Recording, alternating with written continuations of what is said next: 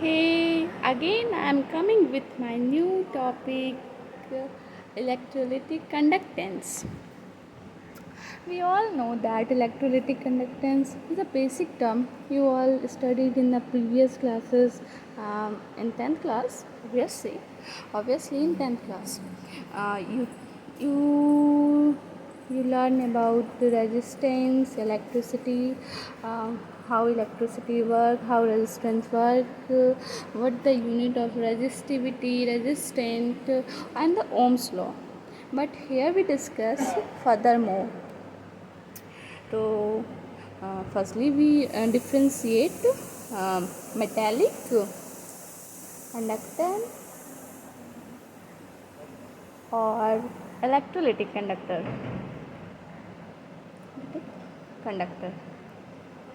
You have any idea about these two terms? Yeah. So, what's a metallic conductor? What? जैसे कि copper metallic conductor हो गया, और electrolytic conductor जैसे कि NaCl KCl जो कि आयंस में डिसोसिएट हो जाए वो इलेक्ट्रोलिटिक कंडक्टर हो गया.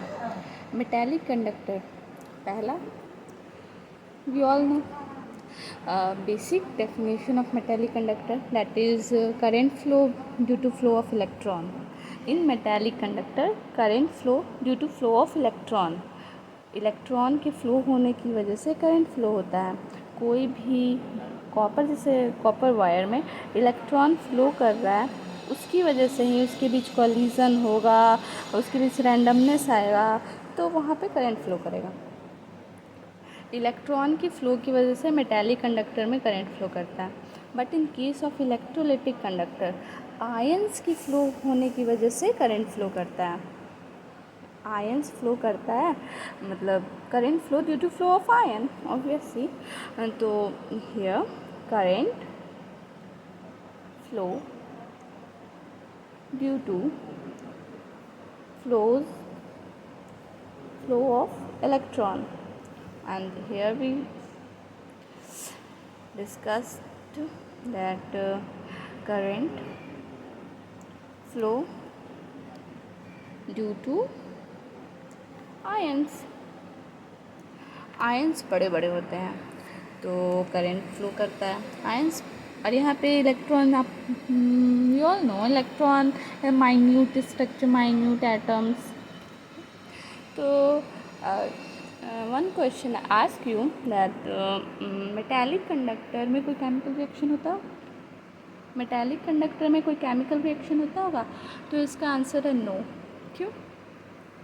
जैसे कोई भी करंट इलेक्ट्रॉन वायर से फ्लो कर रहा है, case of you use refrigerator स्टडे और टुडे, क्या आपको उसमें कलर चेंज दिखता है उसके वायर में, या फिर उसके वायर में आपको कुछ उसका वायर चेंज हो जाता है, कॉपर से कॉपर +2 कुछ हो जाता है? नहीं, ऐसा कोई चीज़ नहीं होता. तो कोई भी वहाँ पे जब करंट पास करता है तो कोई केमिकल रिएक्शन नहीं होता मेटालिक कंडक्टर में. But in case of electrolytic conductor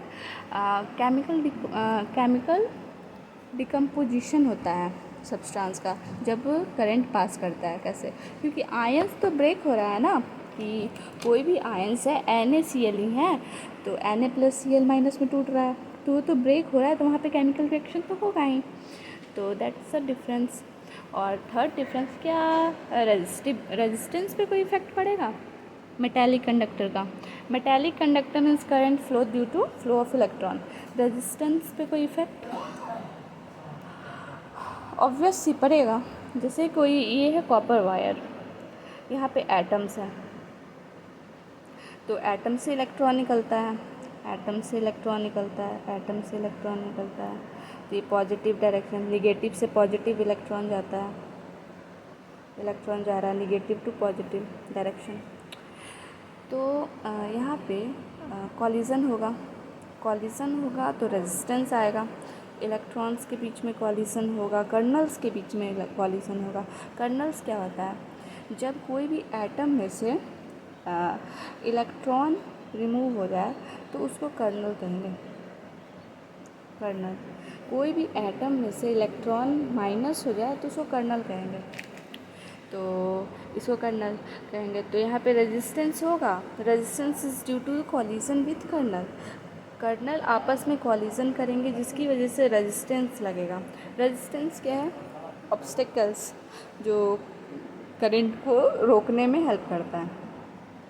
तो वही इन केस ऑफ, इधर देखो क्या यहाँ होगा रेजिस्टेंस, किसकी वजह से रेजिस्टेंस होगा?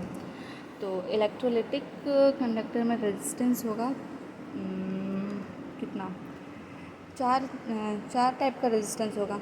इंट्रैक्शन की वजह से रेजिस्टेंस होता है इसमें। तो resistance is due to interaction. घबराओ मत, बता रही हूँ। जैसे फर्स्ट सॉल्यूट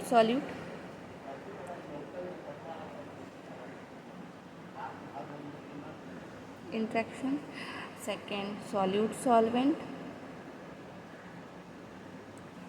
सॉल्वेंट वाटर, कुछ भी ले लो, इंट्रैक्शन। Third solvent interaction. और 3 सॉल्वेंट इंट्रैक्शन। इन सॉल्यूट इंट्रैक्शन, जैसे कि हम सॉल्यूट में ले लेते हैं NaCl, पहला का देखो NaCl, तो ये या तो ऐसे टूटेगा Na प्लस, ये टूटेगा Na प्लस Cl माइनस, ये टूटेगा Cl minus plus Cl minus. तो इसमें से Na प्लस ले लेते हैं, NaCl लेते हैं, तो Na प्लस Cl माइनस में टूट रहा है, ठीक है। तो प्लस माइनस के बीच में अट्रैक्शन होगा। तो जैसे कि हाँ, प्लस माइनस के बीच में अट्रैक्शन होगा तो वहाँ पे फोर्स लग रहा है इंट्रैक्शन की वजह से, और वहाँ रेजिस्टेंस जनरेट होगा, ठीक है। मतलब इनके बीच फोर्स ऑफ अट्रैक्शन लगेगा, NaCl के बीच फोर्स ऑफ अट्रैक्शन लगेगा, जिसकी वजह से रेजिस्टेंस वहाँ पे होगा। तो पहला, और फिर दूसरा क्या है? सॉल्वेंट। जैसे कोई सॉल्यूट है Na को वाटर आपस में घेरा हुआ है, जैसे ये पढ़े होंगे आप लोग, Na को H2O आपस में घेरा हुआ है। तो ये घेरा हुआ है Na को आपस में H2O। हाइड्रेशन की वजह से, या इसी को कहते हैं हाइड्रोलाइसिस ऑफ वाटर, कि कोई भी सॉल्यूट को कोई सॉल्वेंट आपस में बहुत तेज़ी से घेरा हुआ है, हाइड्रोलाइसिस ऑफ वाटर। तो यहाँ पे इसका अट्रैक्शन होगा, सॉल्वेंट के बीच में अट्रैक्शन हो रहा है, तो यहाँ पे भी रेजिस्टेंस लगेगा। और सॉल्वेंट के बीच में भी अट्रैक्शन होता है। जैसे कि एग्जांपल ले लो वाटर और वाटर के बीच, जैसे वाटर कोई विस्कस फोर्स लग रहा है, इन दोनों के बीच गाढ़ापन लग रहा है, तो वो भी अट्रैक्शन ही हुआ, तो इसकी वजह से भी अट्रैक्शन हो रहा है। बट इन मेटालिक कंडक्टर में ओनली कर्नल के कॉलिजन की वजह से अट्रैक्शन हो रहा है या फिर रेजिस्टेंस लग रहा है। और यहाँ 3 फैक्टर रिस्पॉन्सिबल होता है, सॉल्वेंट।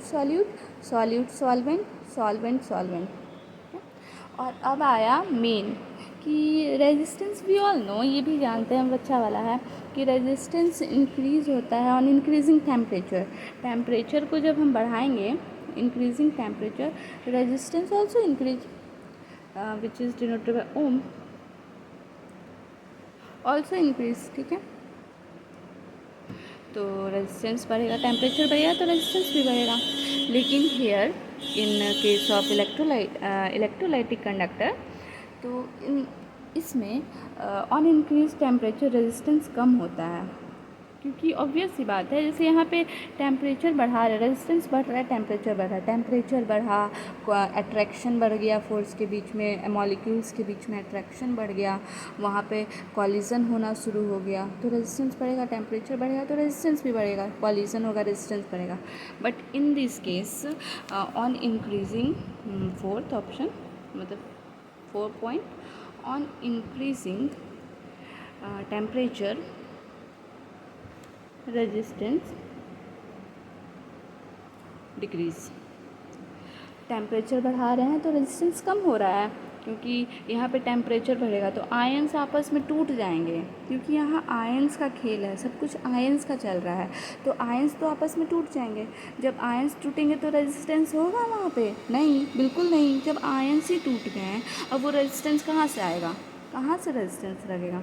तो यहाँ पे ये अपोजिट हो गया, यहाँ पे टेम्परेचर बढ़ रहा है, रेजिस्टेंस बढ़ रहा है, और यहाँ टेम्परेचर बढ़ रहा है, रेजिस्टेंस घट रहा है। I think